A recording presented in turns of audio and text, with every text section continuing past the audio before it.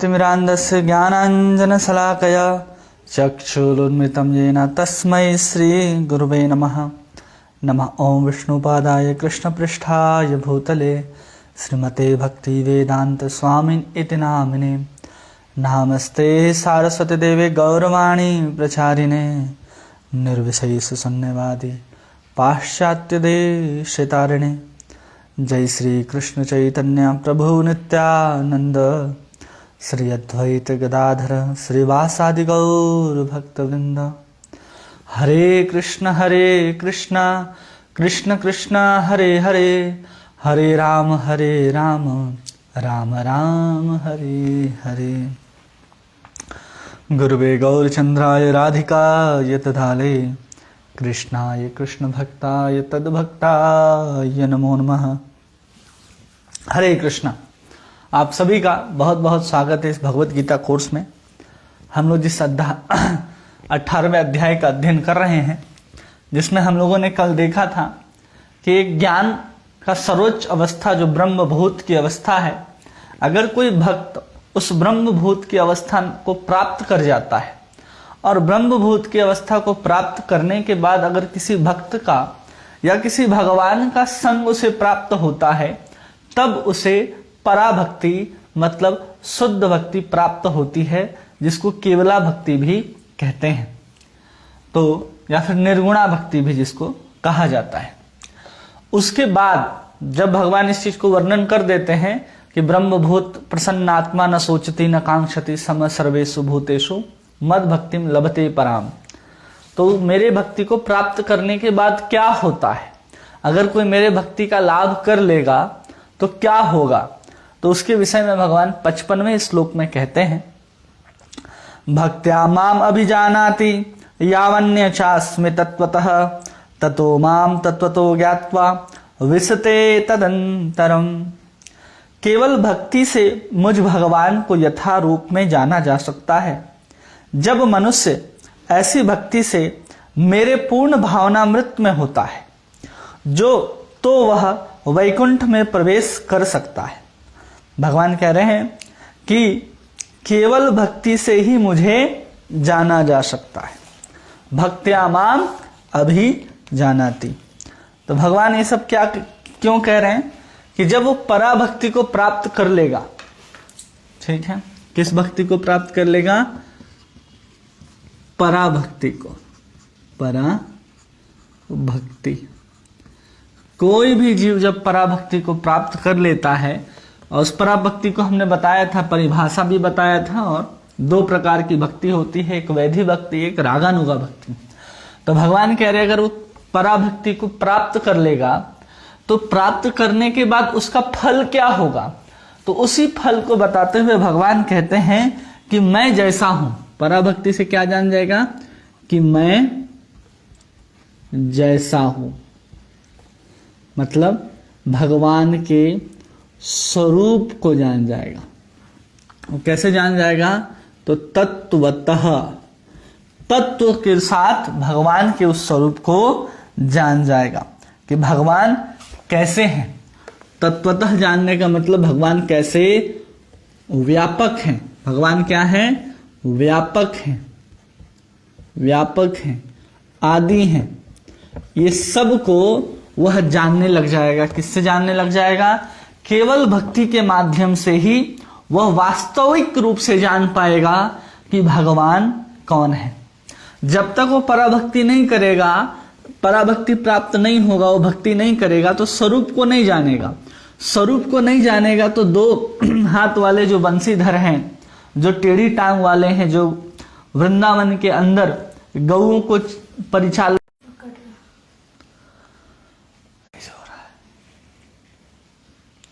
वैकुंठ में जब जान जाएगा, और उसी स्वरूप को वो कहाँ जान जाएगा? अयोध्या में जान जाएगा कि अयोध्या में कौन रहते हैं? श्री रामचंद्र। और फिर गोलोक में कौन रहते हैं? हमारे कृष्ण कन्हैया। तो ऐसे व्यक्ति पराभक्ति के माध्यम से ही जान सकता है, चाहे वो भगवान के वैकुंठाधिपति भगवान नारायण हो, या अयोध्यापति भगवान श्री रामचंद्र हो, या गोलोकपति भगवान श्री कृष्ण चंद्र हो, वो स्वरूपतः कब जानेगा? जब वो भक्ति करने लगेगा, तब वो इस चीज को जान पाएगा। उसी चीज को यहाँ भगवान कृष्ण कहते हैं भक्त्या माम अभिजानाति। इसी को भगवान कह रहे हैं कि भक्त्या माम अभिजानाति, अभिजानाति, कि अगर कोई भक्ति करता है तो ही वो मुझको क्या करेगा? जान पाएगा। माम, मुझे जान पाएगा। कृष्ण कह रहे हैं जब, तो अपने ऊपर उंगली रख करके भगवान जब युद्ध के मैदान पर अर्जुन के सामने भगवान कृष्ण रथ के ऊपर खड़े हैं, और अर्जुन जब भगवान कृष्ण अर्जुन को कहते हैं कि माम, तो अपने ऊपर हाथ रख करके कहते हैं कि माम अभिजानाति, तब जा करके वो तत्वतः उस स्वरूप में तत्वतः जान पाएगा। किसके माध्यम से? भक्ति के माध्यम से ही भगवान को जाना जा सकता है पूर्ण रूपेण। अन्यथा किसी भी माध्यम से हम भगवान को उनके स्वरूप में कभी नहीं जान पाते। और भगवान को जानना हमारी बुद्धि की भी बात नहीं है। भक्ति से भगवान क्या होते हैं? प्रसन्न होते हैं। तो भक्त के हृदय में अपने स्वरूप को, अपने ज्ञान को स्वयं प्रकट कर देते हैं। इसलिए भगवान कह रहे पराभक्ति के माध्यम से, शुद्ध भक्ति के माध्यम से जीव भगवान को जान पाता है। तो यही बता रहे हैं कि वहां बोल रहे हैं कि पराभक्ति को प्राप्त कर लेगा, और फिर कहते हैं भक्त्या माम अभी जानाति यावन चास्मि तत्वतः। तो इस चीज को भगवान यहां पर वर्णन करते हैं। और फिर आचार्य हम लोगों को समझाते हैं कि अविद्या संसार है और विद्या द्वारा जाना जाता है। भगवान को कैसे जाना जाता है इसको समझिए। शब्द को अब समझते जाइएगा, ठीक है। अविद्या के माध्यम से हम क्या समझते हैं? संसार को समझते हैं, ठीक है। और विद्या के माध्यम से हम क्या समझेंगे? तो विद्या के द्वारा हम कृष्ण को समझते हैं। सीधा कृष्ण को हम लोग समझ सकते हैं। और इसी विद्या के विषय में नारद पंचरात्र में कहा गया है। कहाँ कहा गया है? नारद पंचरात्र में। नारद पंचरात्र में नारद जी, भगवान शंकर नारद जी से कहते हैं कि विद्या क्या है? तो बताते हैं कि ज्ञान, योग, वैराग्य और तप तथा केशव भक्ति, ये क्या है? ये विद्या कहलाती है। ये विद्या है। इसके अतिरिक्त कुछ विद्या नहीं है। ज्ञान है, योग है, वैराग्य है, तप है। और आप भगवान कृष्ण की भक्ति करते हैं तो आप क्या कर रहे हैं? आप विद्या के अंतर्गत हैं। अगर आपके पास ज्ञान नहीं है, योग नहीं है, वैराग्य, तप आदि नहीं है, और इतना होने के बाद भी आप भगवान का भजन नहीं कर रहे हैं, तो आप क्या कर रहे हैं? अविद्या में हैं, आप संसार में पड़े हैं। तो नारद पंचरात्र में किनको कहा गया है विद्या? तो ज्ञान, वैराग्य, योग, तप तथा केशव की भक्ति को ही विद्या कहा गया है। और भक्ति क्या है? तो कहते हैं भक्ति जो है विद्या की ही वृत्ति विशेष है। मतलब भक्ति जो है वो क्या है? विद्या की ही जो है आह्लादनी शक्ति की अंश है, जो विद्या के अंदर प्रवेश। इसको ऐसे समझिए। यहां कहा जा रहा है अविद्या जो है वो संसार है, ठीक है।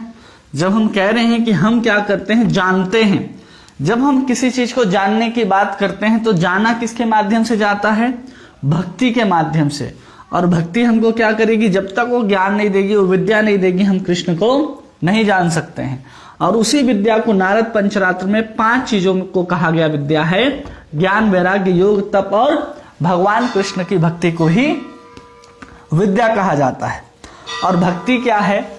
तो हम सबको पता है कि जो आह्लादनी शक्ति है, उसी आह्लादनी शक्ति की ही एक वृत्ति है। क्या है? भक्ति कहलाती है। और उसी आह्लादिनी शक्ति की वृत्ति, भक्ति का कोई अंश जो है वो कहाँ प्रवेश कर जाती है? वो विद्या के अंदर प्रवेश करती है। क्यों प्रवेश करती है? क्योंकि हम जब तक भक्ति विद्या में प्रवेश नहीं करेगी, विद्या जो है कभी सफल नहीं होगा। अगर हमको विद्या को सफल बनाना है तो इस विद्या के अंदर किसको प्रवेश करना होगा? भक्ति को प्रवेश करना होगा। तो उससे विद्या क्या हो जाती है? सफल हो जाती है। तो इस विद्या की यहां पर बात हो रही है। इस विद्या के माध्यम से हम कृष्ण को जानते हैं। क्योंकि भक्ति को हम विस्तार से अगर समझेंगे तो भक्ति से ही भगवान कहते हैं भक्त्या माम अभिजानाति। तो भक्ति सिर्फ एक क्रिया नहीं है, उसी में सब ज्ञान भी आएगा, उसमें वैराग्य भी आएगा, सब आ जाएगा उसमें। क्योंकि जब व्यक्ति भक्ति करता है भगवान कृष्ण की तो वो दिव्य अवस्था में अवस्थित हो जाता है। भक्ति में अपना सर्वस्व अर्पण करता है भगवान को। तो भक्ति करने वालों के लिए कोई चीज ऐसा चीज संसार में नहीं है जो दुर्लभ हो जाता है, सब चीज सुगमता से वो प्राप्त कर लेता है। तो आह्लादनी शक्ति की वृत्ति है, उस भक्ति के माध्यम से वो कृष्ण को जान जाता है। जब कृष्ण को जानता है तो जानने के लिए क्या चाहिए? विद्या चाहिए। तो वही भक्ति विद्या में जब प्रवेश करती है तो उस विद्या के माध्यम से वो भगवान कृष्ण को समझने लगता है। और वही क्या होती है? भक्ति जो है कभी कभी कहाँ प्रवेश करती है? कर्म के अंदर प्रवेश करती है। तब जाकर के कर्म भी जो है वो पूरा होता है। क्योंकि ये समझ जाइए कि भक्ति नहीं है तो आपका कर्म भी पूरा नहीं होगा, ज्ञान भी पूरा नहीं होगा, आपका योग भी पूरा नहीं होगा, कुछ भी आप करेंगे वो पूरा नहीं होगा। ये केवल भक्ति के बिना, अगर कर्म में भक्ति नहीं है, ज्ञान में भक्ति नहीं है, योग में भक्ति नहीं है, तो केवल और केवल ये परिश्रम कहा जाएगा, वो भक्ति नहीं रहेगा। इसलिए यहां पर जो बात कही जा रही है, क्यों कही जा रही है? क्योंकि जब तक हम कर्म करते हैं, ज्ञान करते हैं, ज्ञान हासिल करते हैं या योग करते हैं, तो उसकी भी सफलता कब मिलेगी? जब उसमें भक्ति प्रवेश करेगी तब, अन्यथा नहीं कर सकती। ये न कर्म पूरा होगा आपका, न ज्ञान पूरा होगा, और न आप किसी और चीज को पूर्ण कर सकते हैं। वो कहे ना भगवान पिछले अध्याय, मोघाशा मोघ कर्माणाम मोघ ज्ञान विचेतसः, कि उसका आशा है, कर्म है, ज्ञान है, सब विफल हो जाता है। इसलिए हमको हर चीज में भगवान को लाना पड़ेगा। तो अब यहां बात हो रही कि भक्ति के माध्यम, भक्ति की जो अंश है वो विद्या में प्रवेश करके उसको सफल बनाती है, जिससे वो कृष्ण को उस रूप में समझ पाता है। और जो प्रकृति है, यहां भी एक विद्या है, मतलब ज्ञान आ रहा है। तो प्रकृति में सतोगुण से जो ज्ञान उत्पन्न होता है वो भी प्रकृति का ही होगा, वो प्रकृति के स्वरूप का ही होगा। मतलब सतोगुण, ये सतोगुण किसके अंदर आता है? ये प्रकृति के अंदर अंतर्गत आता है, भौतिक प्रकृति का गुण है। इस सतोगुण से भी क्या उत्पन्न करते हैं हम? ज्ञान उत्पन्न करते हैं। तो इस ज्ञान से हम मुक्त नहीं हो सकते, इस ज्ञान से हम मुक्त नहीं हो सकते, क्योंकि प्रकृति से ही उत्पन्न हुआ ज्ञान है। अगर हमको मुक्त होना है तो हमें ज्ञान कहां से लाना होगा? हमें ज्ञान लाना होगा जो हम भक्ति के माध्यम से हमारे अंदर ज्ञान आया है। किसके माध्यम से ज्ञान आ रहा है? भक्ति के माध्यम से। अब भक्ति के माध्यम से जब ज्ञान आएगा तो दोनों ज्ञान में आसमान जमीन का फर्क होगा। एक तो ये भौतिक है और दूसरा ज्ञान क्या हो जाएगा? पूर्ण रूप से आध्यात्मिक हो जाएगा। और कभी कभी इसी ज्ञान को विद्या और इसी ज्ञान को सत्व भी कहा जाता है। मतलब जो भक्ति से उत्पन्न ज्ञान है उसको भी कभी कभी हम लोग भक्ति ही कहते हैं। जो भक्ति से उत्पन्न ज्ञान है उसको भी हम लोग भक्ति ही कहते हैं। और वही कहीं कहीं ज्ञान और वही कहीं कहीं भक्ति के नाम से जाना जाता है।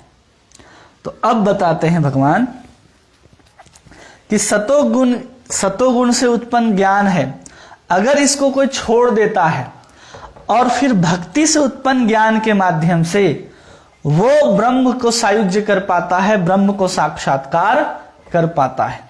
ऐसा नहीं है कि वो अपने से चाहे कि हम सतोगुण के ज्ञान के द्वारा हम जैसे कि हम कल बताएं कि ज्ञान सतोगुण से उत्पन्न होता है, उसी ज्ञान के माध्यम से वो धीरे धीरे ब्रह्म को साक्षात करने की ओर अग्रसर होता है। कब अग्रसर होगा? तो जब उस सतोगुण से उत्पन्न ज्ञान को, मतलब प्रकृति के द्वारा जो आपके अंदर ज्ञान आया है, उस ज्ञान के द्वारा आप ब्रह्म को नहीं समझ सकते, क्योंकि वो ब्रह्म भी क्या है? वो दिव्य वस्तु है, अचिंत्य वस्तु है, भगवान कृष्ण का ही वो अंश स्वरूप है।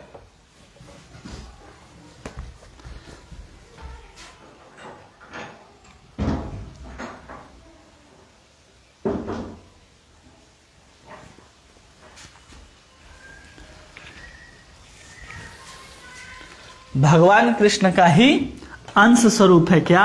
जो सतोगुण से ज्ञान उत्पन्न है, अगर इसको कोई सन्यासी ज्ञानी क्या करता है? छोड़ देता है। क्या करना पड़ेगा? इसको भी छोड़ देता है।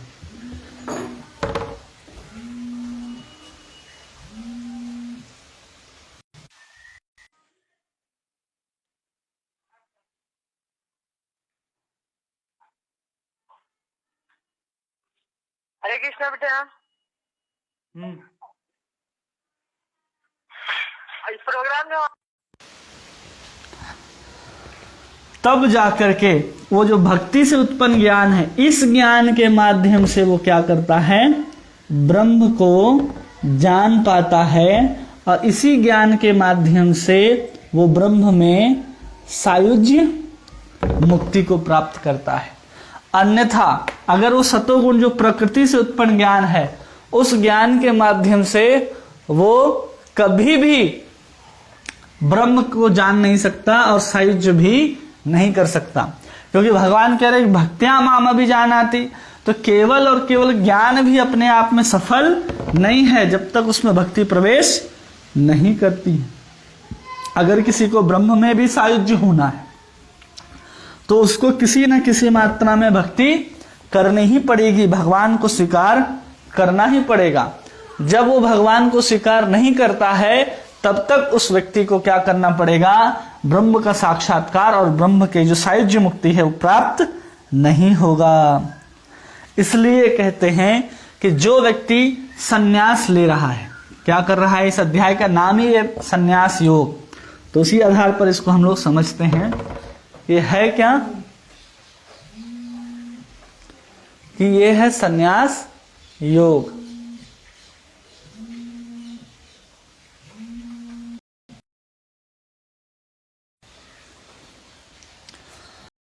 तो इस अध्याय का नाम ही है जब मोक्ष सन्यास योग।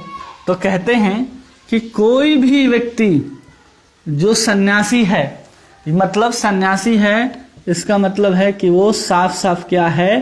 त्यागी है। सन्यासी और त्यागी है। वो सन्यासी होकर के भी अगर वो भगवान का भजन नहीं करता तो उसका क्या हो जाएगा? तो वो पतन को प्राप्त होगा। किसको प्राप्त हो जाएगा? पतन को प्राप्त होगा, क्योंकि न चाहते हुए भी वो सन्यास की अवस्था से भजन नहीं करेगा तो ब्रह्म को भी सायुज्य मुक्ति प्राप्त नहीं कर पाएगा। ये सन्यासी भी उस अवस्था में ब्रह्म को प्राप्त नहीं कर सकता है जब तक उस अवस्था में भी वो भजन न करे। और फिर कहते हैं कि बहुत लोग होते हैं ऐसे सन्यासी कि ये क्या हो गए? ज्ञान में अवस्थित हो गए, और ज्ञान में इन्होंने किसका साक्षात्कार किया? ब्रह्म का साक्षात्कार किया।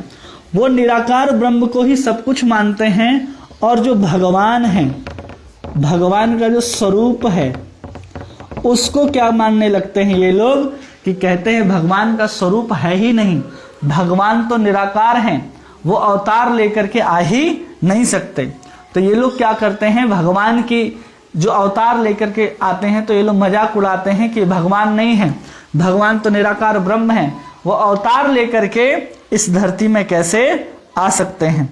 तो कहा जाता है कि वो गुणमय मानने लगते हैं। भगवान जब अवतार लेकर के आते हैं, कृष्ण के रूप में, राम के रूप में, नरसिंह के रूप में, इस जितने भी अवतार हैं उन सबको मानने लगते हैं ये प्रकृति के गुणों से उत्पन्न हुआ है, ये सब प्रकृति होने के कारण ये सब झूठ है। केवल ब्रह्म को ही सत्य मानते हैं और अवतार को ये लोग नकारने लग जाते हैं। तो भगवान 9वें अध्याय में कहते हैं कि मनुष्य अवजानन्ति मामूढ़ा प्रकृतिम तनुमाश्रिता, कि जो मुझे सोचता है कि मैं प्रकृति वाला मनुष्य का जो स्वरूप है, जो प्रकृति का है, मतलब सच्चिदानंद न होकर के गुणमय है, पृथ्वी जल अग्नि वायु आकाश, इस तत्व से भगवान कृष्ण का, राम का शरीर बना हुआ है इस धराधाम में आने के बाद भी। तो भगवान कहते हैं मूढ़ा, वो लोग कौन है? मूर्ख हैं। भगवान कृष्ण जब यहाँ आते हैं, भगवान राम जब यहाँ आते हैं, भगवान नरसिंह जब आते हैं अवतार लेकर के, तो ये स्पष्ट रूप से पता होना चाहिए कि भगवान का स्वरूप हमेशा सच्चिदानंद होता है। भगवान कभी मृत्यु को प्राप्त नहीं होते, भगवान कभी बूढ़े नहीं होते। जब भगवान कृष्ण, जब यहाँ पर महाभारत का युद्ध चल रहा है, तो कहा जाता है कि भगवान कृष्ण यहाँ 55 वर्ष के थे। या भगवान बूढ़े लगते हैं? भगवान श्री रामचंद्र जब सरयू के माध्यम से जब अयोध्या गए, तो उस समय भगवान की आयु 10,000 वर्ष थी भगवान श्री रामचंद्र की। तो भी वो क्या बूढ़े लग रहे थे? नहीं, क्योंकि भगवान का जो शरीर था वो सत्य, चित्त और आनंद का बना होता है। जैसे हमारा शरीर बना होता है पृथ्वी जल अग्नि वायु आकाश से, वैसे ही भगवान कृष्ण का शरीर सत्य, चित्त और आनंद से बना होता है। तो जो व्यक्ति सन्यासी हो जाते हैं, ज्ञान के आधार पर ब्रह्म को साक्षात्कार करना चाहते हैं, वो भगवान के इस स्वरूप को क्या मानने लग जाते हैं? माया वाला शरीर है, ऐसा मानने लग जाते हैं। और इस स्वरूप को छोड़ करके इसी ब्रह्म में वो क्या करना चाहते हैं? सायुज्य होना चाहते हैं, कि हम इसी ब्रह्म में सायुज्य हो जाएं और कभी किसी अवतार का भजन आदि हम न करें। तो एक ऐसे व्यक्ति क्या होते हैं? भगवान का जो सुंदर रूप है, रस है, लीला है, इन सब का आस्वादन नहीं कर पाते। लेकिन ऐसे लोग होते हैं जो भगवान के रूप लीला का आस्वादन करना चाहते हैं, वही आगे चल करके क्या होते हैं? किसी साधु की कृपा से यही सन्यासी व्यक्ति रूप रस लीला आदि का आस्वादन करने लग जाते हैं। तो वही कहते हैं श्लोक भागवत में, आत्मारामश्च मुनियो निर्गुणो अप्युरुक्रमय कुर्वन्त अहेतुकी भक्ति मिथ्या भूत गुणे बुद्धि। कहते आत्मा रामश्च पुरुषः, बहुत भाग्यवान होते। आत्मा रामश्च मतलब जो ब्रह्मभूत अवस्था को प्राप्त कर गए हैं, जो अपने आप में ही रमण करते हैं आत्मा में, उनकी बात करते हैं कि वो बहुत भाग्यवान होते। क्यों? क्योंकि भगवान और भक्त की कृपा का लाभ करते हैं। कैसे लाभ करते हैं? तो जैसे हम उदाहरण लेते हैं कि बहुत सारे ऐसे आत्माराम हुए ब्रह्मभूत की अवस्था में, ठीक है, ब्रह्मभूत, इसी को आत्मा राम कहते हैं, ठीक है, दोनों बराबर है। तो ऐसे ब्रह्मभूत अवस्था में कौन हुए? एक तो हुए हमारे सुखदेव गोस्वामी, जिन्होंने श्रीमद् भागवत की कथा परीक्षित को सुनाई। तो सुखदेव गोस्वामी भी ब्रह्म में ही तल्लीन थे, उसी निराकार ब्रह्म को ही सब कुछ समझते थे, और परमहंस होकर के ये जन्म लेते के साथ ही जंगल की ओर दौड़ गए थे। तो इनके ऊपर कृपा किसकी हुई? इनके पिता वेद व्यास जी की कृपा जो है वो सुखदेव गोस्वामी पर हुई।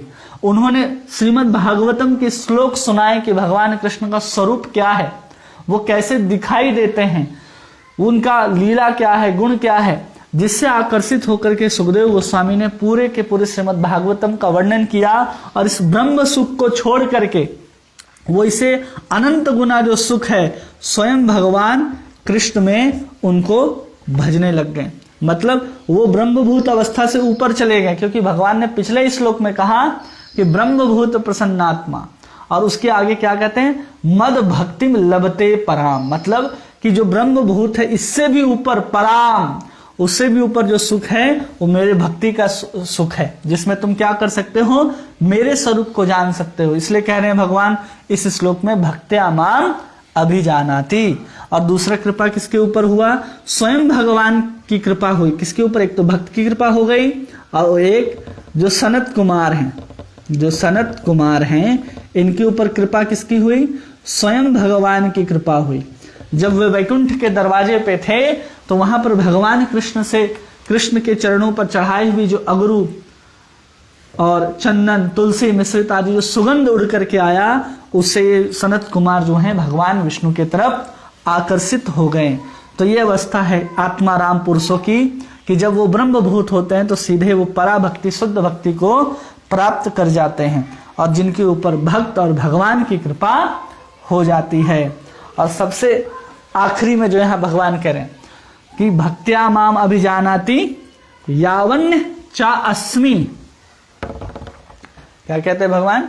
यावन चा अस्मि तत्वतः ततो माम तत्वतो गत्वा। कब हो जाएगा? जब हम भगवान कृष्ण को जान जाएंगे तब क्या होगा? विशते तदंतरम। विशते तदंतरम। विशते तदंतरम का मतलब होता है कि हम भगवान के धाम में, वैकुंठ में प्रवेश कर जाएंगे। कहाँ प्रवेश कर जाएंगे? भगवान के धाम वैकुंठ में प्रवेश कर जाएंगे। वैकुंठ में प्रवेश कर जाएंगे। केवल वैकुंठ ही नहीं, यहाँ पर अयोध्या भी है, यहाँ पर गोलोक भी है, यहाँ पर द्वारिका भी है, यहाँ मथुरा भी है। ये सब चिन्मय धाम में है। केवल यहाँ प्रकट होते हैं अंश के स्वरूप में, वास्तव में ये कहीं ना कहीं अवस्थित होते हैं। इसलिए भगवान कह रहे विशदे तदंतरम, वहां जाकर के भगवान का जो लीला है नित्य लीला में प्रवेश कर जाएगा। ऐसा नहीं है विशदे तदंतरम का ये मतलब नहीं होता कि वो भगवान कृष्ण के साथ एकाकार हो जाएगा। एकाकार नहीं होता है, नहीं होता है। इसको विस्तार से हम लोग समझ चुके हैं कि कोई भी जीव ब्रह्म के साथ तदाकार नहीं हो सकता, वो ब्रह्म में जाकर के नहीं मिलता। बल्कि विशदे तदंतरम का अर्थ है कि वो भगवान के नित्य धाम में जाकर के प्रवेश करता है और वहां नित्य लीला में भाग लेता है। जैसे कहा जाता है कि कहते हैं जैसे एक पेड़ है, ठीक है, पेड़ कैसा है? पेड़ हरा है। और एक तोता है, तोता का रंग कैसा है? हरा है। अब ये बताओ कि ये हरा रंग का तोता हरे रंग के पेड़ के ऊपर अगर प्रवेश करता है तो ये हरा रंग का तोता पेड़ बन जाएगा? नहीं, ये हरा रंग का तोता पेड़ के अंदर जाकर के वहां क्या होगा? उसका घोंसला होगा, उस घोंसले में जाकर के वो रहेगा। ऐसा नहीं कि तोता पेड़ में प्रवेश कर गया तो पेड़ बन जाता है। जैसे धाम है चिन्मय धाम, ब्रह्म से आगे जाने के बाद तो हम वहां पर प्रवेश करने से ब्रह्म ही नहीं बन जाएंगे। वहां जैसे एक हरा तोता पेड़ में प्रवेश करके पेड़ नहीं बन जाता, जैसे एक व्यक्ति है, व्यक्ति कहाँ प्रवेश करता है? मान लीजिए एक नगर में प्रवेश करता है, तो व्यक्ति नगर में प्रवेश करके नगर नहीं हो जाता, उस नगर के अंदर उसका एक घर होता है जहां वो प्रस्थान करता है। इसलिए हमको विशदे तदंतरम का मतलब एकाकार होना नहीं है। भगवान भक्ति के माध्यम से एकाकार की बात नहीं कर रहे हैं। जहां ब्रह्म की बात हो रही थी वहां हमने बताया कि उसको सायुज्य मुक्ति प्राप्त होती है, लेकिन वो मुक्ति प्राप्त होने के बाद भी उसकी जो अलग से एक पहचान है वो बनी रहती है, पूर्ण रूप से विलीन नहीं हो जाता। जैसे हरा तोता हरे पेड़ में जाकर के विलीन नहीं होता। तो ये लोग दूसरे तर्क देते हैं, मायावादी कहते हैं कि जिस प्रकार नदियां जो हैं वो समुद्र में जाकर के विलीन हो जाती हैं और अपने अस्तित्व को खो देती हैं, नदी समुद्र में मिलकर के समुद्र बन जाता है। यही कहते हैं ना मायावादी। क्या कहते हैं? मायावादी जो हैं वो कहते हैं जैसे एक नदी है, नदी कहाँ प्रवेश कर गया? समुद्र में प्रवेश कर गया। अब नदी समुद्र में प्रवेश कर गया तो क्या बन गया? वो भी समुद्र बन गया। यही कहते हैं वो, लेकिन ऐसा नहीं है। वो लोग कहते हैं नदी जो है वो जीव के समान है और समुद्र जो है ब्रह्म के समान है।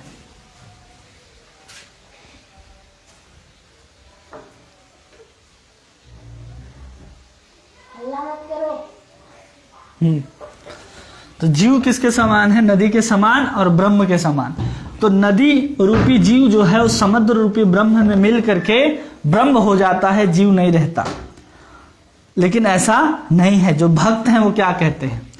जो समुद्र है उसको लोग ब्रह्म कहते हैं, और समुद्र के अंदर, ये कौन कह रहा है ये वाक्य? ये लोग भक्त कहते हैं कि समुद्र के अंदर बहुत सारे क्या रहते हैं? मोती छिपे रहते हैं, रत्न छिपे रहते हैं। मतलब जब हम ब्रह्म की साक्षात्कार करते हैं तो ब्रह्म से जब आगे व्यक्ति जाता है तो उसको फिर अलग अलग लोक दिखाई देने लग जाते हैं। तो उसी लोक को यहाँ पर मोती आदि रत्नों के रूप में भक्त मानते हैं। और फिर कहते हैं कि हम अपने अस्तित्व को नदी की तरह नहीं खोते, बल्कि हम क्या हैं, इस नदी में रहने वाले जलचर के समान हैं। कौन जलचर? कौन है? भक्त जलचर हैं। जो नदी के अंदर जो मछली आदि हैं, मगर आदि हैं, वो मछली कौन होते हैं? भक्त होते हैं। वो नदी के समुद्र में मिल जाने के बाद भी जो भक्त होता है, नदी में बहने वाले मछलियों के समान है। उनका अस्तित्व समुद्र में भी जाने के बाद विलीन नहीं होता, बल्कि भक्त क्या कहते हैं कि हम नदी के जलचर हैं। और नदी के जलचर जब समुद्र में विलीन होते हैं तो इसी भक्त को ज्ञान है कि हम ब्रह्म से आगे अलग अलग वैकुंठ, अयोध्या, गोलोक, द्वारिका, मथुरा आदि जो लोक हैं, वही रत्न, मोती रत्न आदि के समान हैं। और भक्त कहाँ पहुंच जाते हैं? उसी रत्न की तलाश में। मतलब वो सीधा कहाँ पहुंच जाते हैं? गोलोक में। मतलब कि नदी के समान हम समुद्र में मिलकर के अपने अस्तित्व को नहीं खोते, नदी समुद्र नहीं बनता, बल्कि जीव जो है वो भक्त के अनुसार नदी में रहने वाला जलचर है, मछलियों के समान है।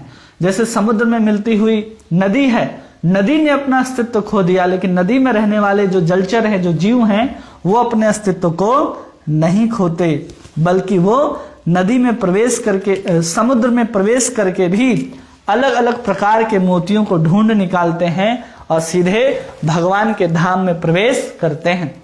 लेकिन जो केवल अपने आप को नदी ही समझते हैं और ब्रह्म में प्रवेश कर जाते हैं, उनको उस समुद्र ब्रह्म के आगे क्या है, मोती के समान, वो ज्ञान नहीं होता है। इसलिए भक्त बनना श्रेष्ठ है। अब इसको ऐसे समझ लीजिए, ठीक है।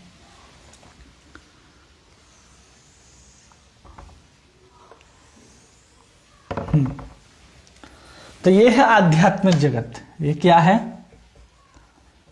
आध्यात्मिक जगत।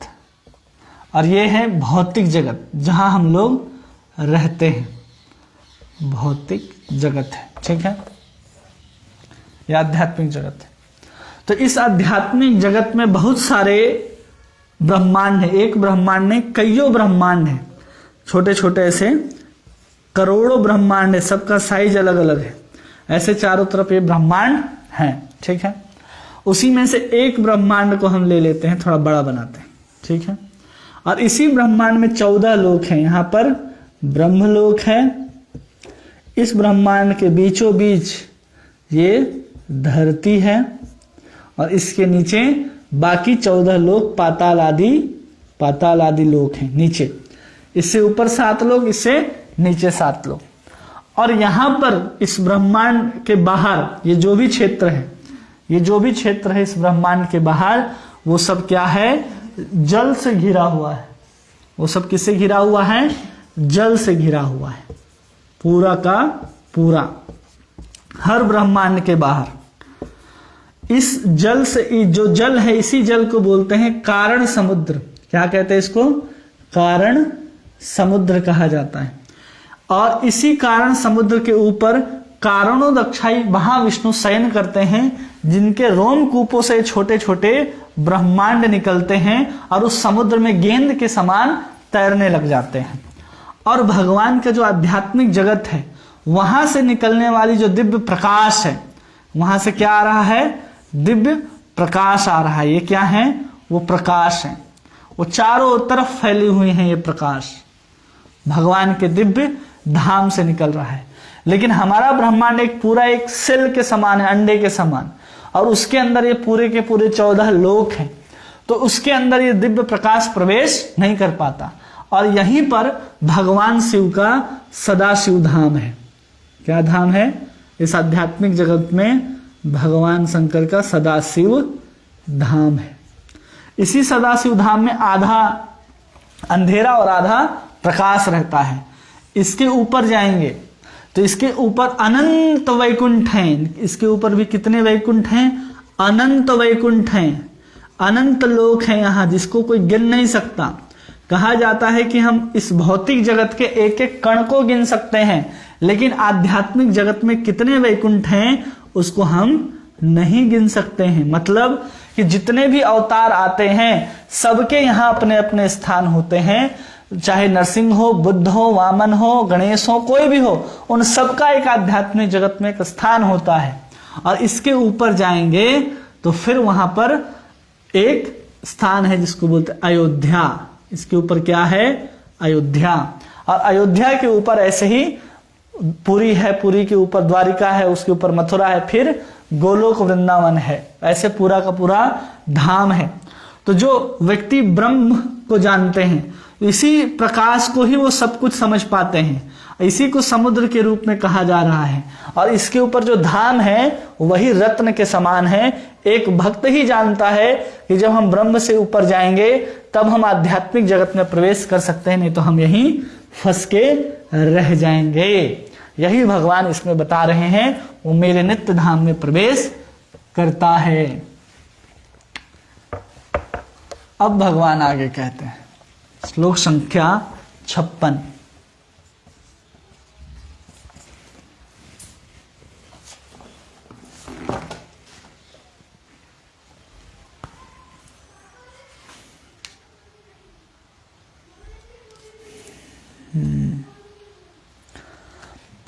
श्लोक संख्या 56। सर्वकर्मण्यापि सदा कुर्वाणो मद व्यापाश्रय मत प्रसाद अवाप्नोति शाश्वतम पदम अव्ययम।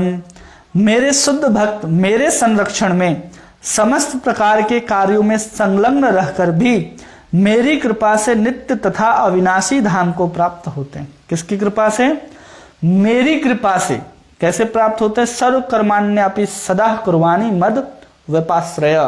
तो कहते हैं, इसमें आचार्य समझाते हैं कि स्पष्ट रूप से कह रहे हैं कि सर्व कर्माणी मतलब मेरे शुद्ध भक्त का क्या कहा जा रहा है यहां पर?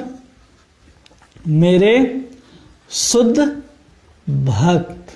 पहला यहां पराभक्ति वालों की बात हो रही। वो क्या करते हैं? समस्त प्रकार के कार्यों में संलग्न रहकर भी, समस्त प्रकार के कार्य, समस्त प्रकार के कार्य।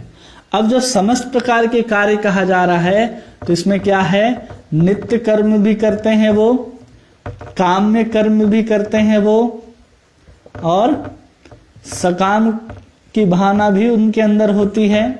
सकाम कर्म, नैमित्तिक कर्म, इतने प्रकार के जो कर्म होते हैं उन सब को वो क्या करता है? पूरा करता है। और उसके बाद भी कहते हैं कि वो किसके संरक्षण में? मद आश्रय। ये सब कुछ करते हुए किसके आश्रय में रहते हैं? कृष्ण के आश्रय में।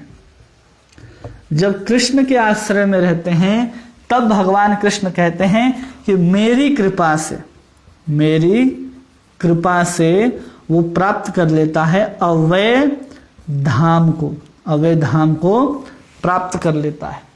भगवान कृष्ण इस श्लोक में ऐसा बतला रहे हैं। अब इसको हम लोग समझने का प्रयास करते हैं कि भगवान ऐसा क्यों कह रहे हैं। कि अब तक तो भगवान कह रहे थे कि जो पराभक्ति को प्राप्त करता है वो धाम को प्राप्त होता है।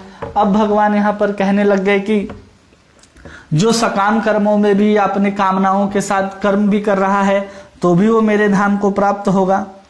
तो कहते हैं यहाँ पर जो सकाम कर्मी होकर के भी, स्पष्ट समझना होगा कि जो सकाम कर्मी होकर के भी मतलब अपने कर्मों को फल को चाहते हैं, सकाम कर्म को करने के बाद भी, सकाम कर्म को करने पर भी वे क्या करते हैं? कृष्ण के आश्रय हो जाते हैं, कृष्ण का आश्रय कर लेते हैं कि हमारे सब कुछ कौन है? कृष्ण ही हैं। तब भी उनको जो नित्य धाम है वो जरूर प्राप्त कर लेते हैं। केवल और केवल कृष्ण का आश्रय लेकर के वो अपने कर्म को करने लग जाते हैं, करते रहते हैं। तो वैसा व्यक्ति को भी भगवान कह रहे कि वो मुझे प्राप्त कर लेता है। और इसके आगे भी भगवान कहेंगे, ये तो सकाम कर्म वाले हैं, लेकिन जो कर्म योग को भी छोड़ दिया, ज्ञान योग को भी छोड़ दिया, ध्यान योग को भी छोड़ दिया और केवल भगवान कृष्ण का आश्रय लेकर के भगवान का ही भजन करता है, उसके विषय में क्या कह सकते हैं भगवान? जब सकाम कर्म के साथ भी कर्म करने वाला केवल कृष्ण का आश्रय लेकर के कर्म करता रहे तो भगवान कह रहे हैं कि वो मुझे प्राप्त कर लेगा। अब इसी चीज को हम लोग एक एक श्लोक के अर्थ के साथ समझते हैं। तो सबसे पहले कहा जा रहा है आश्रय, मद आश्रय। आश्रय का मतलब क्या है? हर चीज का हम लोग आश्रय लेते हैं, तो यहां जिस आश्रय शब्द है इसका तात्पर्य क्या है कि वो सम्यक रूप से, मतलब सम्यक रूप से वो भगवान की सेवा करेगा। भगवान की सेवा करेगा। कौन करेगा? जो आश्रय लिया है भगवान का वो पूर्ण रूप से भगवान की ही सेवा करेगा। मतलब यहां जो प्रधानता है वो किसकी है? सेवा की प्रधानता है। सेवा की प्रधानता है कि वो आश्रय लिया है तो सेवा किसका करने वाला है? केवल और केवल भगवान का ही करने वाला है। और फिर कह रहे हैं भगवान सर्व कर्मण्यापी, सर्व कर्मण्यापी, कर्मण्यापी। कर्मण्यापी में यहां जब अर्थ है तो आचार्य कहते हैं यहां पर कर्म की अपकर्षता का बोधक है। मतलब यहां जो कर्म है वो कम हो रहा है, अपकर्षता का बोधक है। मतलब कर्म यहां पर कम है। मतलब ये क्या है? कर्म मिश्र भक्ति है। ये क्या है जिसकी बात हो रही है? वो कर्म मिश्र भक्ति की बात हो रही है। कर्म मिश्र भक्ति मतलब भक्ति में क्या मिला हुआ है? कर्म मिला हुआ है। प्रधानता किसकी? यहां भक्ति की प्रधानता है और कर्म क्या है? यहां पर कम है, उसकी कामना है। इसलिए भगवान कह रहे सब कर्मों को करने के बाद भी मेरा आश्रय लेता है, मतलब सम्यक रूप से कृष्ण की सेवा करता है। तो कर्मण्यापी का अर्थ होगा कि कर्म वहां पर कम है, भक्ति वहां पर ज्यादा है। और तब जाकर के कह रहे शाश्वतम। जब भगवान कह रहे हैं शाश्वतम तो भगवान के जितने भी धाम हैं, वैकुंठ हो गए चाहे ऊपर गोलोक आदि हो गए, ये सब धाम क्या कहलाते हैं? शाश्वत कहलाते हैं। और फिर भगवान कहते हैं अव्यय। अव्यय इसका अर्थ होता है कि प्रलय काल में क्या होगा? तो यहां पर प्रलय नहीं होता। क्यों नहीं होता? क्योंकि आध्यात्मिक जगत का कभी नाश नहीं होता, इस भौतिक जगत का नाश होता है। आध्यात्मिक जगत का कभी नाश नहीं होता। तब जाकर के भगवान मत प्रसादात, मेरी कृपा से। मत प्रसादात का मतलब मेरी कृपा से। मेरी कृपा से क्या होगा? वो अपना कर्म अनुष्ठान और कामना युक्त होकर भी मेरी कृपा से हमको प्राप्त करेगा। जो तर्क से बिल्कुल परे है, जिसको हम तर्क करके समझ ही नहीं सकते कि भगवान किसके ऊपर कैसे कृपा कर रहे हैं। केवल और केवल उसने क्या कर रखा है? भगवान का आश्रय ले रखा है। आश्रय ले रखा है मतलब जो भी करता है उससे कृष्ण की सेवा करता है। उस सेवा में क्या मिला हुआ है? भक्ति के साथ कर्म, भक्ति के साथ कर्म मिला हुआ है। मतलब अधिक मात्रा में भक्ति है, कम मात्रा में कर्म है। तो भगवान कह रहे मेरी कृपा से अगर वो कामना के साथ भी कर्म करता है या फिर किसी प्रकार का काम में कर्म करता है, उसके ऊपर भी भगवान कह रहे हैं कि मेरी कृपा से वो मुझे प्राप्त कर लेगा, मुझे प्राप्त करेगा। ये भगवान की कृपा है। क्योंकि भगवान कह रहे हैं कि बिल्कुल तर्क से परे है ये चीज। आचार्य समझाते हैं कि कोई तर्क करे कि ये तो सकाम कर्म की बात हो रही है। आप पहले बात की कि बिल्कुल उसको कर्तापन नहीं होना चाहिए, फल की इच्छा से रहित होना चाहिए। तो भगवान कह रहे ऐसा क्यों हो रहा है? तो भगवान कह रहे मत प्रसादात। अगर भगवान चाहे किसी को अपने पास बुलाना तो ये कभी भी हम तर्क नहीं कर सकते कि ऐसा क्यों हो रहा है। और इसी को आगे समझाते हैं कि अत्यंत भक्ति का आश्रय से निष्काम ज्ञान भक्ति वैदिक प्रणाली। हमारे आचार्य क्या समझाते हैं कि ऐसे व्यक्ति प्राप्त करता है। सामान्य रूप से अगर हम बात करें कि कोई भगवान को कैसे प्राप्त करता है, तो वैदिक रीति को भगवान ने पूरे यहाँ पर गीता में समझाया, क्योंकि समस्त वेदों का सार है भगवत गीता। तो सब जगह क्या लिखा होता है कि वो लोग अनन्य भक्ति का आश्रय करते हैं। जो लोग हैं अनन्य भक्ति का आश्रय करते हैं। अनन्य भक्ति का मतलब जहां पर कर्म मिला हुआ नहीं होता है, ज्ञान मिला हुआ नहीं होता, वैसे शुद्ध भक्ति की बात हो रही है कि जो लोग आश्रय लेते हैं। और उसके बाद भी एक पद्धति, वो लोग तो भगवान को प्राप्त कर ही लेंगे, क्योंकि इससे पहले भगवान ने क्या कहा, जो पराभक्ति को प्राप्त करता है वो मेरे धाम में विसदे तदंतरम, मेरे धाम में प्रवेश कर सकता है। अब भगवान कह रहे जो अनन्य भक्ति नहीं करता है लेकिन आश्रय मेरा ले रखा है और अपना काम में कर्म भी करता रहे, तो भी वो मेरे धाम आ सकता है। कैसे? मत प्रसादात, मेरी कृपा से। तो भक्ति विनोद ठाकुर जी समझाते हैं, एक दूसरा प्रणाली का वर्णन कर रहे हैं यहाँ भगवान। एक वैदिक प्रणाली है, उस वैदिक प्रणाली को भगवान ने अब तक वर्णन किया है। क्या वर्णन किया वैदिक प्रणाली को? वैदिक प्रणाली, वैदिक प्रणाली में भगवान ने हमको अभी वर्णन करके बताया कि जब व्यक्ति निष्काम कर्म करता है, कैसा कर्म? निष्काम कर्म, जिसमें जो भी कर्म के फल होते हैं उस फल को भगवान को समर्पित कर देना निष्काम कर्म कहलाता है। निष्काम कर्म करने के बाद उसके भीतर ज्ञान उत्पन्न होता है और ज्ञान के बाद किसी भक्त की कृपा से वो भक्ति करने लगता है और भक्ति करने के बाद वो कृष्ण को प्राप्त करता है। ये क्या है? वैदिक प्रणाली है। लेकिन भगवान यहां एक दूसरी प्रणाली की बात कर रहे हैं, दूसरी विधि है। उस विधि के अंदर भगवान क्या कह रहे हैं कि इस विधि के अंदर भगवान कृष्ण कह रहे हैं कि ईश्वर बोध से समस्त कर्म अर्पण कर दो। किसको? कि भगवान कृष्ण को भगवान समझते हुए हम अपने कर्म को क्या करते हैं? कर्म अर्पण कर देना है। क्या अर्पण कर देना है? यहां पर कर्म को अर्पण कर देना है, ना कि कर्म के फल को अर्पण करना है। इस बात को ध्यान दीजिए। निष्काम कर्म में हम कर्म के फल को अर्पण करते हैं, और जब भगवान दूसरी विधि का वर्णन कर रहे हैं अब, तो भगवान कह रहे कर्म ही मुझे अर्पण कर दो। मतलब कि हमें फल प्राप्त होगा, उस फल को हम कृष्ण को अर्पित करेंगे नहीं, जो कर रहे हो वही कृष्ण का आश्रय लेकर के कृष्ण को अर्पण करना है। और फिर कहते हैं कि मेरा आश्रय ले लो, आश्रय लो, कृष्ण के आश्रय। और फिर कह रहे हैं कि शाश्वत पद निर्गुणा भक्ति प्राप्त होती, केवल और केवल अगर कोई कृष्ण को अपना कर्म अर्पण कर दे और आश्रय ले ले, तो केवल और केवल किसकी कृपा से? कृष्ण कृपा से।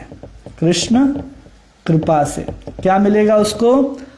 केवला भक्ति प्राप्त होगी, केवला भक्ति प्राप्त होगी, शुद्ध भक्ति प्राप्त होगी। और इसी शुद्ध भक्ति को प्राप्त करके वो भगवान का जो शाश्वत चिन्मय धाम है वैकुंठ आदि, उसको प्राप्त कर लेगा। भगवान ने क्या कहा कि ये तो एक यहां से यहां जाएगा फिर वहां होगा, तो भगवान उसको क्या कर दिए, तुम निष्काम कर्म ज्ञान इसे छोड़ो, तुम सीधा आ जाओ कहां? कृष्ण के लिए अर्पित जो है उस कर्म को करना शुरू कर दो। किस बोध से? ईश्वर बोध से। किसको अर्पित करना है? कृष्ण को अर्पित करना है। क्या? सब के सब कर्म। मतलब एक होता है कि हम कहीं कमाने जा रहे हैं, 24 घंटे वहां पर सेवा दे रहे हैं, फिर वहां से जो धन प्राप्त हो रहा है उस धन को हम कृष्ण की सेवा में लगा रहे हैं। और एक भावना ये होती है कि हम जहां पर जा रहे हैं काम करने के लिए, वो भी मेरा नहीं है, वो भी कृष्ण का है। कोई अगर दुकान जाता हो, कोई ऑफिस जाता हो, कोई कुछ भी काम करता हो, वो पहले ही ये भावना, ये बोध अपने अंदर ले आए कि हम जो भी काम कर रहे हैं वो मुझे किसके द्वारा प्राप्त है? कृष्ण के द्वारा प्राप्त है। हम कृष्ण के लिए कर्म कर रहे हैं, वही हो गया कृष्ण को अर्पित कर्म। और हम आश्रय ले लिए भगवान का। मतलब अब सेवा किनकी करना है? कृष्ण की। जो प्राप्त होगा कृष्ण की कृपा से प्राप्त होगा, क्योंकि काम उनका, दुकान उनका, सामान सब उनका। तो वैसा कर्म करते करते व्यक्ति किसको प्राप्त करता है? कृष्ण की कृपा को प्राप्त करता है। जैसे ही व्यक्ति के ऊपर भगवान कृष्ण की कृपा होती है, उस कृपा से उसको केवला भक्ति प्राप्त हो जाती है, परा भक्ति प्राप्त हो जाती है। शुद्धा भक्ति प्राप्त होते ही वो व्यक्ति क्या है? भगवान को जानने लग जाता है। भगवान ने अभी कहा ना कि भक्त्या माम अभिजानाति, तो उसको जानते हुए वो फिर भगवान के धाम में, चिन्मय धाम में प्रवेश कर जाता है। ये भगवान एक विधि का यहाँ पर वर्णन करते हैं। अब भगवान जो इस विधि को ही वर्णन करते हैं कि कैसे भगवत आश्रित रह करके जीव कर्म करता है। कैसे भगवान बता रहे हैं यहाँ पर कि जीव जो है वो कैसे भगवान के लिए कर्म करता है। तो ये सेक्शन जो है हम लोग का वो शुरू होता है श्लोक संख्या 56 से लेकर के 66 तक। ये श्लोक है 56 से लेकर के 66 तक। इसको कहते हैं भक्ति सहित कर्म, जिसके बारे में भगवान अभी बतलाएं। और अब श्लोक संख्या 57 में भगवान कहते हैं, प्रभुपाद जी इसके तात्पर्य में लिख करके समझाते हैं। कहते हैं कि अगर कोई परमेश्वर के संरक्षण में रहे और अगर भगवान से सीधा निर्देश न लेकर के उस परंपरा, गुरु परंपरा के प्रणाली के अंतर्गत अपने गुरु के आदेश के अनुसार भी अगर वो कर्म करता है, तो उसके लिए वो 24 घंटा जो भी वो काम करेगा अगर कृष्ण के गुरु के निर्देशन में, तो सब कुछ क्या होगा, 100% माना जाएगा कि वो कृष्ण के संरक्षण में काम कर रहा है। मतलब कि जब किसी व्यक्ति को, जैसे कि कोई देश का सिपाही है, उसको सेनापति के द्वारा आदेश मिलता है कि तुम बॉर्डर में जाकर के खड़े रहो, तो वो किसके आदेश पे गया है, उस सेनापति के आदेश पे गया है। तो जितना देर वहां खड़ा रहता है उतना देर वो किसके लिए कर्म कर रहा है, देश के लिए और उस सेनापति के लिए। अगर वहां पर जाकर के कुछ युद्ध भी हो जाता है, वो 10-5 को मार भी देता है, तो उसको कोई पाप नहीं लगेगा। वैसे ही अगर कोई कृष्ण के आदेश के अनुसार या फिर गुरु परंपरा के अनुसार, जो गुरु हैं उस गुरु के द्वारा जो आदेश प्राप्त है उसके अनुसार अगर कोई ऐसा कार्य करता है, अपना काम में कर्म कर रहा है, जो करना चाहता है वैसा कर भी रहा है, तो समझना चाहिए कृष्ण के आदेश में, कृष्ण की ही सेवा में संलग्न है। और भगवान कहते हैं कि वो भगवान इतने दयालु होते हैं कि कठिनाइयों के बावजूद अंततो गत्वा दिव्य धाम कृष्ण लोक को प्रवेश कर जाएगा, प्राप्त कर जाएगा। क्यों? क्योंकि जो भी काम कर रहा है किसके आदेश से कर रहा है, कृष्ण के आदेश से कर रहा है।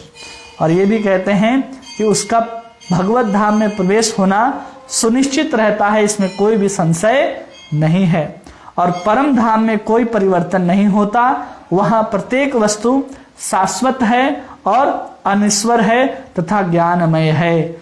इसी को कह रहे शाश्वतम पदम अव्ययम। अब भगवान कहते हैं 57 नंबर श्लोक में, चेतसः सर्व कर्माणि मयि सन्न्यस्य मत्परः बुद्धि योगमुपाश्रित्य मच्चित्तः सततं भव।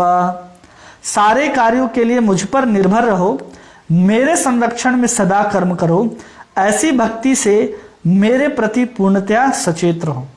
भगवान कह रहे हैं कि सारे कार्यों के लिए मुझ पर ही समर्पित रहो, आश्रय रहो। मतलब इसका अर्थ होता है कि जो भी हम कर रहे हैं उन सबको क्या करना है, कर्म को कर्तापन हटा देना है। कर्तापन का अभिमान कि हमने उस कर्म को किया है, अभिमान रहित हो जाना है, छोड़ देना है कि हमने किसी कर्म को किया है। और उसके बाद जो भी कर्म है, सारे कर्मों को, सारे कर्म उसको किया कैसे, कर्तापन का अभिमान छोड़ करके किया। और सारे कर्म कहाँ समर्पित होना चाहिए, सारे कर्म मुझ में समर्पित कर दो, मुझ में अर्थात कृष्ण में समर्पित कर दो। समर्पित दो चीज हो गया।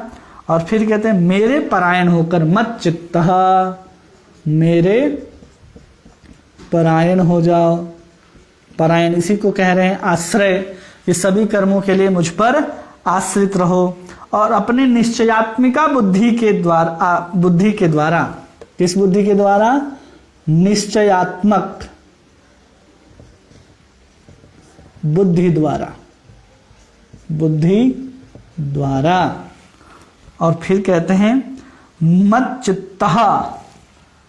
चित्तः सततम भवः, अपने चित्त को मुझ में हमेशा लगाओ, मुझ में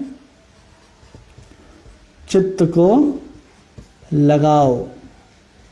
कैसे लगाओ भाई, तो हमेशा हमेशा के लिए लगाओ, सतत भगवान ने क्या कह दिया? सततम भव, मत चित्तः सततम भव। अगर कोई व्यक्ति ऐसा करता है तो धीरे धीरे क्या होगा? वो आगे बढ़ रहा है। केवल और केवल अपने कर्म को, क्या भक्ति सहित कर्म करने की बात आ रही है, तो यही भक्ति सहित कर्म होता है कि हम अपने कर्तापन का अभिमान छोड़ दें। क्यों? क्योंकि हम भक्त हैं, तो हमारा अहंकार बीच में आएगा तो हम भगवान के लिए कर्म नहीं कर सकते। जिस मात्रा में, जिस योग्यता के साथ होना चाहिए, जितना शुद्ध होना चाहिए, हम नहीं कर सकते। इसलिए भगवान यहाँ पर स्पष्ट रूप से कहते हैं कि चेतसः सर्वकर्माणि। चेतसः मतलब होता है कि अपना जो चेतना है, अपना जो बुद्धि है, सर्वकर्माणि, सब कर्म क्या करो? मयि सन्न्यस्य मत्परः, उसमें कर्तापन का अभिमान छोड़ करके मुझ पे समर्पित कर दो। बुद्धि योग मुपाश्रित्य, निश्चयात्मक बुद्धि द्वारा मच्चित्तः, मुझ में चित्त को लगाओ। ये भगवान यहाँ पर बतला रहे हैं। अब यहाँ पर भगवान कह रहे हैं, ये सब क्यों कह रहे हैं भगवान अर्जुन को? तो यहाँ आचार्य एक प्रश्न उठाते हैं कि अर्जुन, यहाँ पर एक प्रश्न उसके अंदर आया कि भगवान अभी पराभक्ति की बात कर रहे थे, शुद्ध भक्ति की बात कर रहे थे, तो भगवान कह रहे हैं कि अभी हम कौन हैं? अर्जुन का मान लीजिए प्रश्न है। अर्जुन सोच रहा है कि मैं अनन्य भक्त वाला के स्तर पर आता हूं या सकाम कर्म के भक्त वाला आता हूं। तो अर्जुन का प्रश्न है, क्या मैं अनन्य भक्त होऊंगा कि मैं जो शुद्ध भक्त जिसकी बात की भगवान ने, पराभक्ति मद भक्ति लभते पराम, क्या उस अनन्य भक्ति को मैं प्राप्त करूंगा? या अभी जो भगवान ने श्लोक संख्या 56 में कहा कि सब कामनाओं के साथ कर्म करते हुए जो मुझ में आश्रित रहता है वो अंत में मुझे प्राप्त कर सकता है। तो अर्जुन के अंदर प्रश्न आया कि मैं सकाम भक्त होऊंगा। कैसा भक्त होऊंगा? सकाम कर्म, जो अपने कामनाओं को पूर्ति करता रहेगा कृष्ण का आश्रय लेकर के। तो ये हम लोगों को स्पष्ट जानना चाहिए कि भगवान इन दोनों के प्रश्नों का उत्तर भी देते हैं और उसी के लिए ये सब यहाँ पर कह रहे हैं। इस चीज को समझना हमको बहुत जरूरी है। एक भगवान ने शुद्ध भक्त की बात करी कि वो शुद्ध अनन्य भक्ति के द्वारा वो मुझे प्राप्त करता है, और फिर भगवान 56वें श्लोक में कहते हैं कि अगर वो सभी कामनाओं के साथ अगर कर्म करता है, उस कर्म को मुझे समर्पित भी करता रहता है, तो बाद में मुझे प्राप्त कर सकता है। तो अर्जुन, प्रश्न आया अर्जुन के अंदर कि भगवान ये बताइए, क्या मैं अनन्य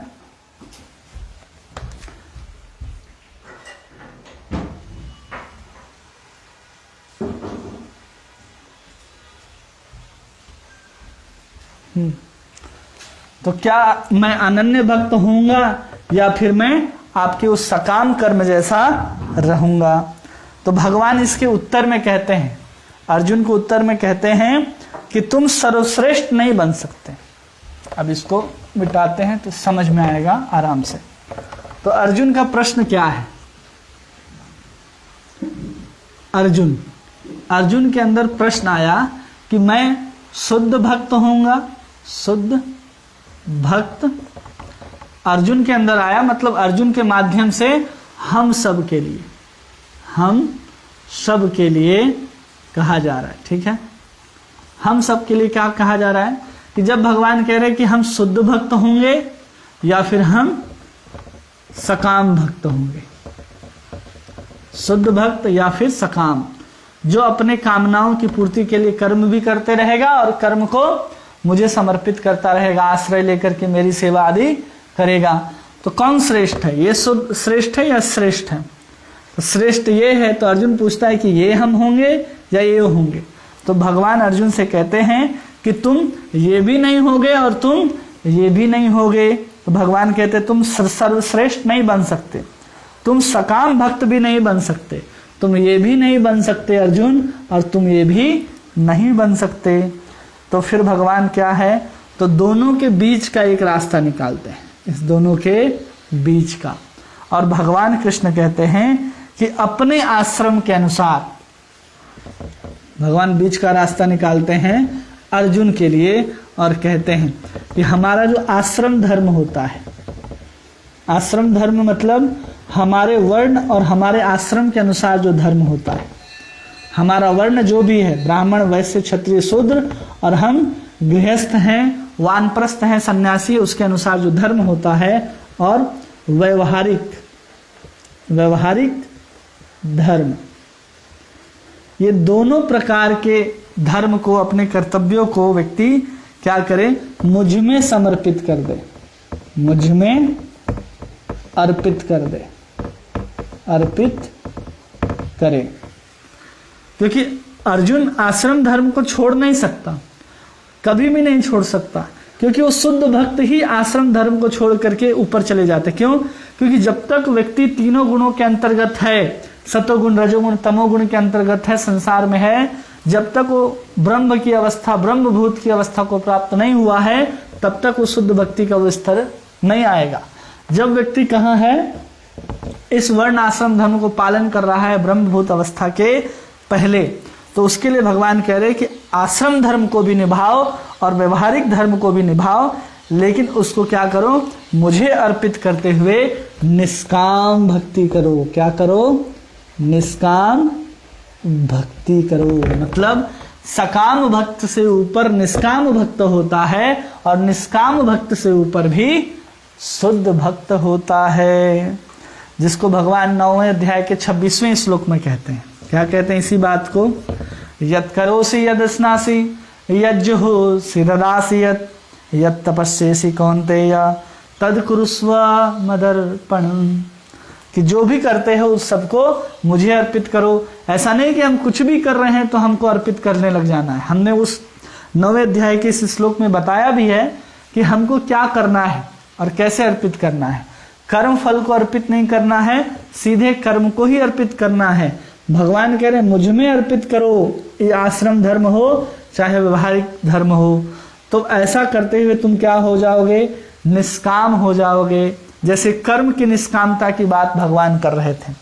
भगवान ने जब सकाम कर्म से ऊपर आते हैं तो भगवान ने वहां क्या कहा? निष्काम कर्म, निष्काम कर्म। उस निष्काम कर्म में क्या होता है कि हम भगवान को अपने फल को समर्पित करते हैं। लेकिन भक्ति में क्या हो रहा है? जो हम अपने धर्मों को निभाते हैं, जो कर्म को करते हैं, उसी कर्म को भगवान को ही समर्पित अर्पित करते हुए इस कर्म को करना है। तो यहाँ पर हमको क्या अर्पण करना है, इस बात को ध्यान रखिए। कर्म अर्पण करने हैं। क्या अर्पण करने हैं? कर्म, न कि कर्म फल, न कि कर्म फल। याद रखना है, जब हम भगवान को ही केंद्र में रख करके कर्म करना शुरू करते हैं बिना किसी फल इच्छा के, तो होता है निष्काम भक्ति। जब हम कोई कर्म करते हैं आश्रय लेकर के कि हमारा ये पूरा हो जाए, ये सब पूरा हो जाए, तो उसको बोलते हैं सकाम भक्ति। और शुद्ध भक्ति की परिभाषा हमने बताई, अन्य अभिलाषिता शून्यम ज्ञान कर्माद्यनावृतम आनुकूलेन कृष्णानुशीलनम स भक्ति और उत्तमा, उसको अनन्य भक्ति कहते हैं। तो ये जान जाइए कि सकाम भक्त से भी व्यक्ति को अगर शुद्ध भक्त बनना है तो भी साधु संग की आवश्यकता है, और जब व्यक्ति निष्काम कर्म से शुद्ध भक्त बनना चाहता है तो उसको भी किसी साधु की, किसी संगति की आवश्यकता पड़ेगी। अब इसको हम लोग एक बार और समझते हैं। देखिए, सबसे पहले भगवान ने बात की यहाँ पर सकाम कर्म, सकाम भक्ति की, सकाम भक्ति की। भगवान कह रहे हैं कि अपना सब कर्मों को करते हुए भी अगर वो मेरा आश्रय ले करके कर्म करता है और सब कर्म को मुझ पे अर्पित करता है तो भी वो मुझे प्राप्त होगा। सर्व कर्मण्यापि सदा कुर्वाणो मदाश्रय मत प्रसादा, तो मेरी कृपा से क्या हो जाएगा? प्राप्त कर जाएगा। अब इससे ऊपर की अवस्था होती है निष्काम भक्ति। क्या होता है? निष्काम भक्ति, जिसमें अर्जुन को क्या कहा जा रहा है? यहाँ तो हमारी कामनाएं हैं, स्पष्ट समझिए, यहाँ पर हमारी कामनाएं हैं, यहाँ पर कामनाओं को छोड़ देना है और कर्म अर्पित कर देना है। क्या अर्पित कर देना है, कर्म अर्पित कर देना है। अब यहां पर कर्म ही अर्पित नहीं होगा इसके ऊपर, यहां पर जो होगा वो शुद्ध भक्ति होगा, जिसको भगवान ने गीता में कहा परा भक्ति। तो ये 3 स्तर हैं। यहां पर कामना के साथ भक्ति है, यहां कर्म अर्पित करने के बाद भक्ति कर रहे हैं, मतलब कर्म के द्वारा जो हमारे अंदर कामनाएं हैं उस कामनाओं को छोड़ करके कर्म ही भगवान के लिए कर रहे हैं, जिसको हमने कहा कि हमको ऐसे कर्म करना है कि जो भी हम क्रिया कर रहे हैं वो कृष्ण के लिए ही की जा रही है। उस भावना से जब हम करते हैं, कर्म करते हैं, तो कर्म कैसे करते हैं हम, तो आश्रम पर आधारित होगा, आश्रम धर्म, और इसके साथ साथ व्यवहारिक, जो हम लोग किसी से व्यवहार आदि करते हैं वो सब कुछ होना चाहिए निष्काम भाव से कृष्ण के लिए। और शुद्ध भक्ति की परिभाषा तो रूप गोस्वामी ने कहा ही कि अन्य अभिलाषिता, सुने, अन्य कोई अभिलाषिता नहीं होनी चाहिए, जो कुछ चेष्टा होनी चाहिए कृष्ण के लिए ही होनी चाहिए। यहाँ पर चेष्टा हम करते हैं, लेकिन कर्म जो होता है, हम जो कर्म करते हैं वो संसार में लगा होता है। और शुद्ध भक्ति में उसकी जो ये आश्रम और व्यवहारिक चेष्टाएं जो होती हैं वो भी समाप्त होकर के सीधे कृष्ण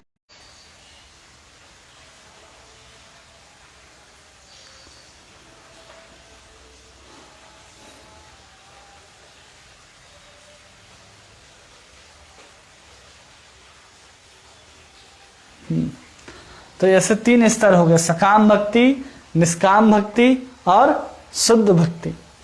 अब इसी को भगवान ने हमको गीता में बताया कि एक है कि अपना मन जो है अपने आप कृष्ण के चरण में लग जाए, प्रयास नहीं करना पड़े। तो 12वें अध्याय में अपने आप जो लग जाए उसको रागानुगा भक्ति हम लोगों ने समझा था। उसके ऊपर उसको भगवान ने रागानुगा भक्ति कहा था। फिर भगवान बोले कि अगर तुम्हारा अपने आप मन नहीं लगता है तो तुम क्या करो, मेरे लिए सब अपने मन को मुझ में लगाने का प्रयास करो। तो उसको हम लोग अभ्यास योग कहे थे कि अपने मन को, यहाँ पर मन अपने आप लगा हुआ है, लेकिन यहाँ पर क्या है, मन अभी तक लगा नहीं है। जहां मन नहीं लगा है वहां अभ्यास योग की बात हो रही थी। और अभ्यास योग भी अगर हम नहीं कर पाते, मन को नहीं लगा पाते, तो भगवान कृष्ण कह रहे थे इसके नीचे कि तुम मेरे लिए सब कर्म करो, मेरे लिए कर्म करो। और जब तुम कहते, भगवान ने कहा कि तुम मेरे लिए भी अगर कर्म नहीं कर सकते, मेरे लिए कर्म करना मतलब मन भी नहीं लग रहा है और मन को हम लगाने का प्रयास नहीं कर रहे हैं, केवल यहाँ पर सब कुछ क्या हो रहा है, कृष्ण के लिए हो रहा है। कृष्ण के लिए हम क्या कर रहे हैं, सीधा भक्ति का जो श्रवण है, कीर्तन है, स्मरण है, वंदन है, ये सब कुछ जो है नौदा भक्ति का पाठ हम कृष्ण के लिए कर रहे हैं। ये कहाँ बता रहे हैं भगवान, 12वें अध्याय में। और फिर भगवान इसके नीचे कहते हैं कि तुम ये भी नहीं कर सकते तो तुम क्या करो कि सब कर्मों के फलों को मुझको समर्पित कर दो। क्या करें, कर्म फलों को मुझको त्याग दो। यहां भगवान कह रहे थे कि कर्म फल को त्याग दो, मतलब कि जो भी तुम्हें प्राप्त होता है उस फल के माध्यम से, चाहे वो समय हो, धन हो, उन सब के माध्यम से तुम क्या करो, कृष्ण की ही सेवा करो। लेकिन कैसे, इस फल से तुम क्या करो, कृष्ण के लिए मंदिर बनवाओ, कृष्ण के भक्तों को दान करो, कृष्ण के लिए तुलसी का उद्यान लगाओ। ये जो है वो कर्म फल का त्याग होता है। और कृष्ण के लिए कर्म करना मन न लगने पर भी वो होता है कृष्ण के लिए करना। ऐसे 4 स्तर भगवान ने वहां पर बतलाए। अब भगवान एक सकाम भक्त की बात करें जो कामनाओं के साथ भजन करता है, उसको भी शुद्ध भक्त का आश्रय चाहिए शुद्ध भक्ति करने के लिए। निष्काम भक्ति में भी हमको क्या करना है, शुद्ध होने में समय लगेगा, लेकिन इस निष्काम भक्ति में भगवान कह रहे हैं मद प्रसादात, भगवान ही कृपा करेंगे और उसको शुद्ध भक्ति प्राप्त होगा और भगवान के धाम में प्रवेश कर जाएगा।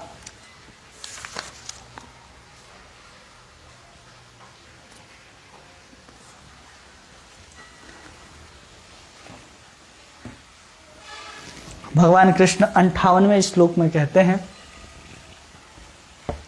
श्लोक संख्या 58,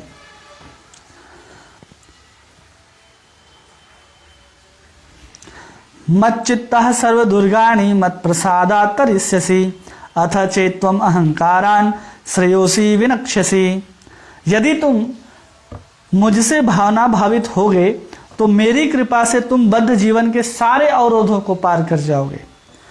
और फिर कह रहे हैं लेकिन तुम मिथ्या अहंकार वश ऐसी चेतना से कर्म करोगे और मेरी बात नहीं सुनोगे तो कहते हैं कि तो तुम विनष्ट हो जाओगे। भगवान कह रहे हैं कि अगर तुम मेरी चेतना से अगर काम नहीं करते, अपने अहंकार के कारण ही तुम सारे कर्म को करने लग जाते हो। मत चित्तः सर्व दुर्गाणी मत प्रसादात् तरिष्यसि। मत चित्ता, अगर तुम्हारा चित्त मेरे में लगा हुआ है तो सर्व दुर्गाणी, जितने भी अवरोध हैं तुम्हारे जीवन के, वो सब समाप्त हो जाएंगे। मत प्रसादात् तरिष्यसि, तुम अपने आप मेरे प्रसाद से, मेरी कृपा से इस संसार सागर से पार हो जाओगे। अथ अगर चेत्त्वम अहंकारान, कि अपने अहंकार के कारण तुम सोचते हो न श्रोयसी, मैं नहीं सुनूंगा, तो भगवान कहते विनश्यसि, तुम विनाश को प्राप्त हो जाओगे। तो यहां पर कहते हैं 98वें श्लोक में कि मत चित्तः सर्व दुर्गाणी, मतलब मत चित्तः, जो अपना चित्त है भगवान, अपना चित्त, उसको क्या करना है? मत चित्तः, मत चित्तः, अपने मन को कहाँ लगाना है? कृष्ण में लगाना है, कृष्ण में अपने चित्त को लगाना है। तो हम क्या करेंगे? भगवान कह रहे जितने भी अवरोध हैं, दुर्गानी मतलब होता है अवरोध। कैसा अवरोध? तो जीवन निर्वाह के लिए जो भी अवरोध आते हैं जीवन निर्वाह में, वो सब भगवान की कृपा से पार कर जाएगा व्यक्ति। और मत प्रसादात् तरिष्यसि, और वो आखिरी में मेरी कृपा से पार उतर जाएगा। यही यहाँ पर भगवान कह रहे हैं। और प्रभुपाद जी यहाँ पर समझाते हैं कि जो व्यक्ति पूर्ण कृष्ण भावना भावित होता है, वो अपने अस्तित्व के लिए कर्तव्य करने के विषय में कभी भी नहीं सोचता, उद्विग्न नहीं रहता। जो मूर्ख हैं, जो नहीं समझते हैं बातों को, वो समस्त चिंताओं से मुक्त कैसे होंगे? उनको लगता है कि हम कृष्ण में समर्पित हो गए तो हम जितने भी अवरोध हैं हम उसको पार नहीं कर पाएंगे। लेकिन भगवान कहते हैं जो कृष्ण भावना भावित भक्त होते हैं, बुद्धिमान होते हैं, वे स्वयं क्या है कि कृष्ण के लिए ही कर्म करते हैं। और कृष्ण के लिए कर्म करते करते भगवान कृष्ण के घनिष्ठ मित्र हो जाते हैं। और भगवान इतने अच्छे मित्र बनते हैं कि जितने भी अवरोध आते हैं जीवन में, उस सबको हटाते चले जाते हैं, निष्ठापूर्वक सेवा करते चले जाते हैं। और कहते हैं प्रभुपाद उसको आत्मदान कर देते हैं। अतएव कोई अपने देहात्म बुद्धि के कारण ऐसा सोचता है कि हम सब कुछ कर सकते हैं, तो यहाँ उसी बात को भगवान कह रहे हैं अथ चेत्त्वम अहंकारन, कि कोई अपने आप को हो गया अहंकारी, हो गया कि हम कृष्ण की क्यों सुने, हम अहंकार पूर्वक क्यों सुने। हम स्वयं क्या कर सकते हैं? कर्म कर सकते हैं, और स्वयं कर्म करेंगे तो हमको फल मिलेगा। लेकिन हम अहंकार वश ऐसा सोचते हैं, वास्तव में जो कर्म होंगे वो सब किसकी कृपा से होंगे? कृष्ण की कृपा से होंगे। और हम स्वयं को कर्ता समझ लेते हैं, अपने आप को हम अपने जिंदगी के प्लानर समझ लेते हैं कि हमारा ऐसा ऐसा गोल होगा, हम ऐसे ऐसे लक्ष्य बना सकते हैं, वो सब धरे के धरे रह जाएंगे। इसलिए भगवान करे श्रेयसी, मुझको सुनते हुए अगर ऐसा करते हैं कोई, तो भगवान जो सलाह दे रहे हैं वो कभी भी गलत नहीं हो सकता, क्योंकि भगवान कहते कभी भी झूठे नहीं हो सकते। इसलिए भगवान कहते अगर तुम मुझे नहीं सुनोगे अर्जुन, तो तुम निश्चित रूप से विनाश को प्राप्त होगे। किस लिए नहीं सुनेंगे? तो अहंकार के कारण हम सोचेंगे कि हम स्वयं अपने कर्म को कर सकते हैं। वास्तव में हम कहाँ बंध जाएंगे? प्रकृति के नियमों में बंध जाएंगे। जब हम कर्ता समझेंगे तो फल भी किसे भोगना पड़ेगा? हमें। तो हम जन्म मृत्यु के चक्कर में पुनः फंस जाएंगे। तो भगवान कह रहे कि अहंकार वश तुम ऐसा करोगे कि तुम मुझे नहीं सुनोगे, तो तुम क्या करोगे? इसी संसार सागर में पड़ करके विनाश को प्राप्त होगे। और वही कहते हैं, लेकिन जो कृष्ण भावना भावित होते हैं, मतलब जो कृष्ण की सुनते हैं, उनमें यही अंतर होता है कि वो कर्म करने के बाद भी मुक्त रहते हैं, क्योंकि सारे कर्म जो हैं वो कृष्ण के द्वारा ही प्रेरित किया जाता है। चाहे अंदर में बैठ करके, हृदय के अंदर बैठ करके परमात्मा के रूप में वो ज्ञान दें, सलाह दें, निर्देश दें, या फिर सामने जो गुरु आते हैं उन गुरु के निर्देश के अनुसार, शास्त्र के निर्देश के अनुसार वो चले, तो कभी भी कर्म बंधन में नहीं फंस सकता। तो भगवान इस चीज को यहाँ पर बतलाते हैं कि तुम अपने अहंकार के कारण। तो अब भगवान आगे बताएंगे, उसको हम लोग कल देखेंगे, क्योंकि जो लाइट है वो आज नहीं है। तो आप सभी का बहुत बहुत धन्यवाद। हरे कृष्णा।